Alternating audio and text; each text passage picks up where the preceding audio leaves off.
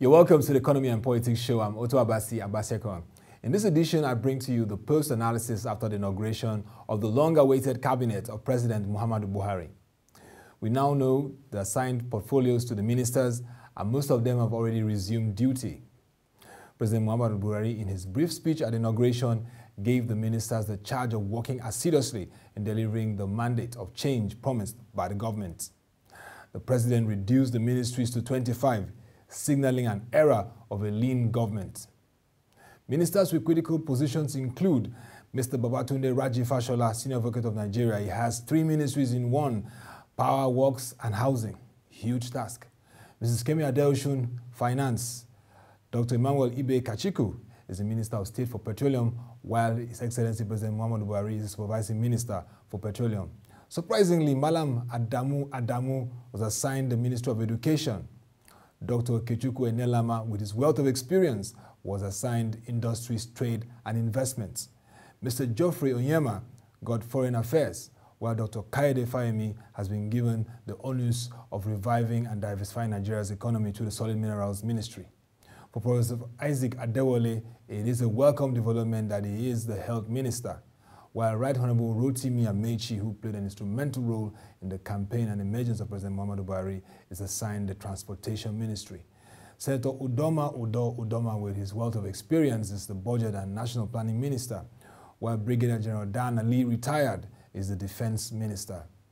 Lieutenant General Abdurrahman Dambazao, the one that we penned down to man the defense, is Interior Minister, while Mrs. Amina I. Mohammed, who had various portfolios projected for her, is Environment.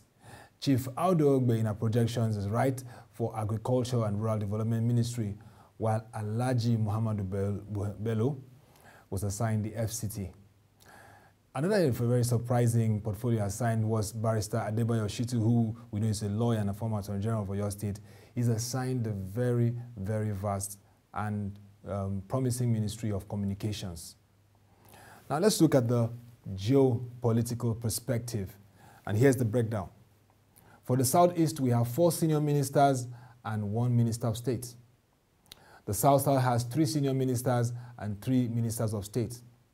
The Southwest has the highest in terms of senior ministers, 5, while 1 Minister of State.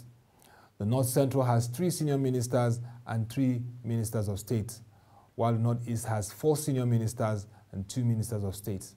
The Northwest has 4 senior ministers and 3 ministers of state, showing you the distribution across geopolitical zones.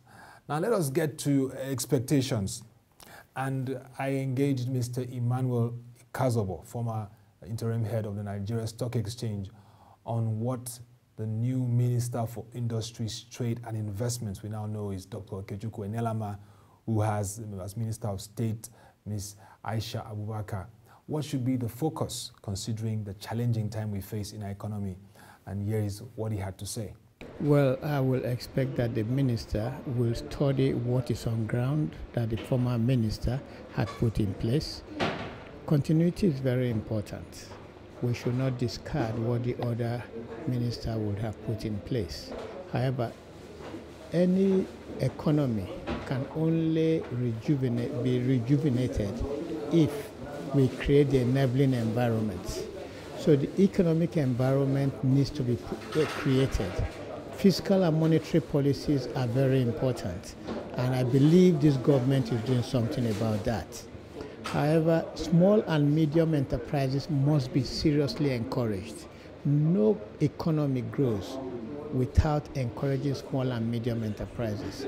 We need to put in place policies, financial policies that will encourage the small and medium enterprises to be able to have access to the various facilities required for them to grow using local commodities.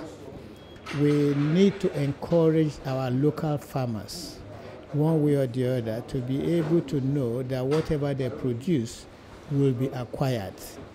Government need to show that they want to encourage agriculture, and the only way to encourage agriculture is to subsidize agriculture. We should move away subsidizing things that do not get to the ordinary man. Subsidizing agriculture is one key area that they need to look at.